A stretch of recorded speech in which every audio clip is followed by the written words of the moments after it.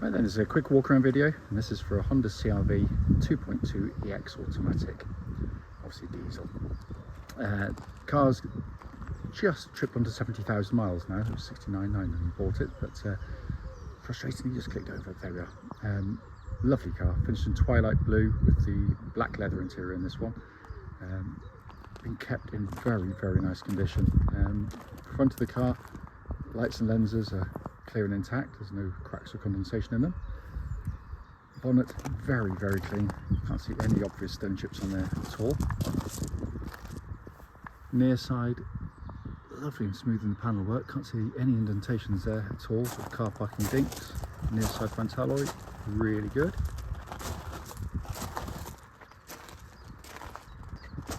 Near side rear alloy, again, very, very clean and tidy. Go around the back,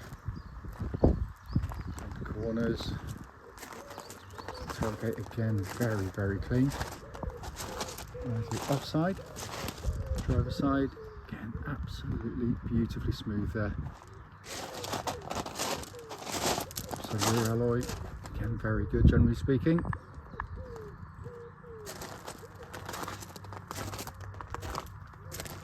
Fine alloy, absolutely lovely, but externally, for a car that's now 10 years old at mileage, it's in beautiful condition. Coming to the boot area now, absolutely enormous boots. I mean, kept in very good condition there. Just coming to the back, get enormous amounts of rear legroom in the CR-Vs, and the front seats there are actually set for me, and I'm 6 foot tall, so not cheating. Leatherwork in the back, again, has been kept in very, very good condition. The front and the passenger side, nice and clean. Full set of mats fits to the car. Passenger seat again in super condition.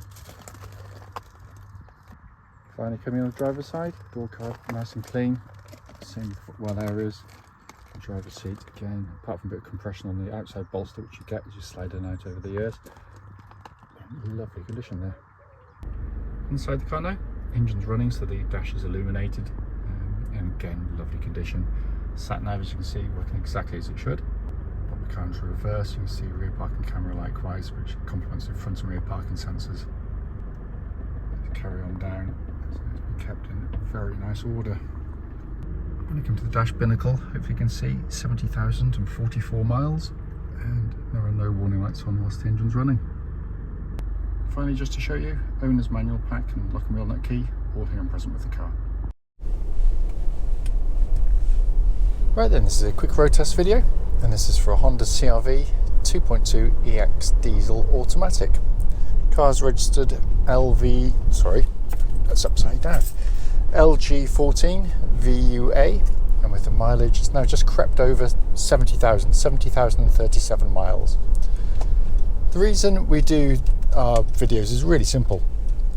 It's to make sure that if anyone's looking at any of our cars or in an advert, they get to see the very car advertised actually in operation.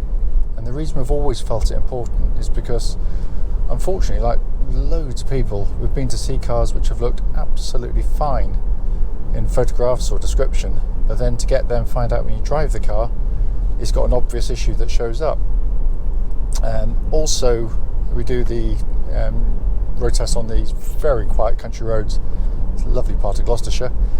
And this actually forms part of the road test route we take our customers on, and the theory being, of course, it'll be representative of what you'd feel yourself should you go and test drive in the car.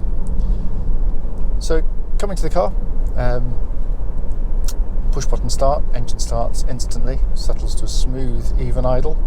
There are no warning lights on the dashboard at all relating to the engine or any other part of the car for that matter. And temperature gauge running at a third, which is exactly where it's meant to be on a Honda vehicle. 2.2 litre engine, diesel engine, is a superb unit. It's gutsy, it's flexible, unlike so many of its competitors where they make you feel as though they initially pull well, but they die away very quickly. This has a broad spread of power throughout the entirety of the rev range, really linear in terms of its power delivery, and it's beautifully done. It makes them great tow cars, by the way. Really, I've towed loads of times with caravan with ours, and I rate this combination, engine, gearbox and vintage, to be one of the best tow cars I've ever used. But yeah, fabulous unit. Obviously, being a Honda with just decent regular maintenance, they're very tough and reliable. Engine then feeds through into the automatic gearbox, classic Honda box, nice slick shifting. It actually originates from the old Honda Legend, actually, but it was at a time where Honda weren't doing diesels and they didn't have an automatic that could deal with the torque demands of a big diesel. So rather than design a gearbox from scratch, they actually utilised the one at the Legend, which was designed for over 300 horsepower. So it's engineering overkill, massively so, which is why they're so tough and reliable, actually. Notwithstanding the reputation of any gearbox or otherwise, you should still do the same checks. Just make sure that on the move the gear changes are smooth, and when you select drive, it does so without any sort of great clonks or rattles, and in every way it's absolutely perfect. So coming on to the steering and chassis of the car, it's always been a very car-like vehicle to drive, actually. Steering's nicely weighted, it's accurate, it's precise, it flows beautifully with the chassis. These are not meant to be sports cars, and they are not sports cars, but what they are is really nicely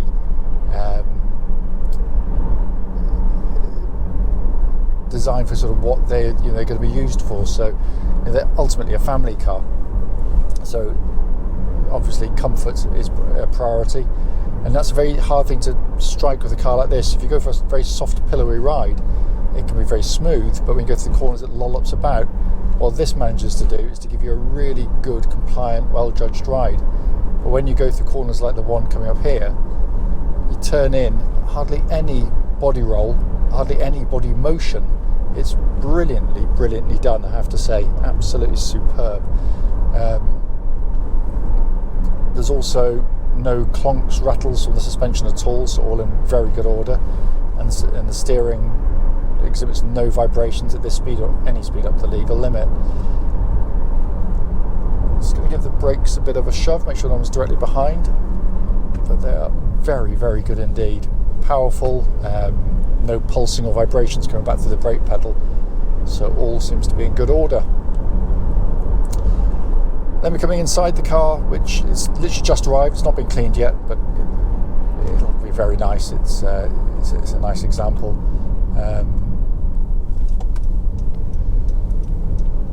The first thing that strikes you with any CR-V is just how well built they are, and they are very well built cars. No squeaks, no rattles inside, but you're given great visibility all around the vehicle. Huge wing mirrors help with that in terms of manoeuvring, whether you be reversing or on a motorway changing lanes. The dash architecture is just so easy to navigate around it. All the information, a couple of days in the car, you've mastered it. It's that simple, even though it's a very well equipped car. Sat nav, as you can see, working perfectly. Dual zone climate control system likewise, so you can have different temperatures side to side if you so wish. Pumps out ice cold air, by the way, so that's all been checked. All of the switchgear, everything you twist and press has that lovely high quality damped action that Honda give you. They're brilliant at doing this kind of stuff. It should feel the same in 200,000 miles time. But it is a high quality machine indeed in that sense. It's heated seats again, working exactly as they should, and then dash binnacle in front, nice, crisp, easy to read, white on black dials, and then finally this nice leather bound steering wheel. This is a four-wheel drive version of the CR-V, albeit you don't do anything, that does it all for you.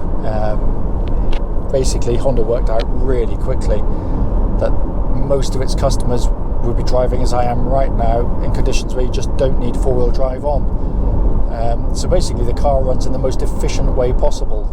Two-wheel drive, front-wheel drive, and it does so pretty much the whole time. Only if it needs to go into four-wheel drive will it do so, and it does it via the traction control system of the car. So basically, if the front wheels start to lose grip, on snow, mud or ice or something similar, before you can even react, it's done it. It seamlessly brings in the rear wheels to give you four-wheel drive, and it is brilliant in use, and we have many times got some pretty soggy pictures towing a caravan. The advantages of the system are patently obvious. It's you're going to get through your tyres less quickly, you're going to use less fuel, and you're going to put far less mechanical stress through the vehicle. You know, so much so, as I always say, that, you know, nearly 3 decades now selling CRVs, and I genuinely can't remember putting a spanner on a single four-wheel drive system, so it is very robust indeed. As I said at the start of the video, point, just to show it in operation. I can't fault it, drives absolutely beautifully.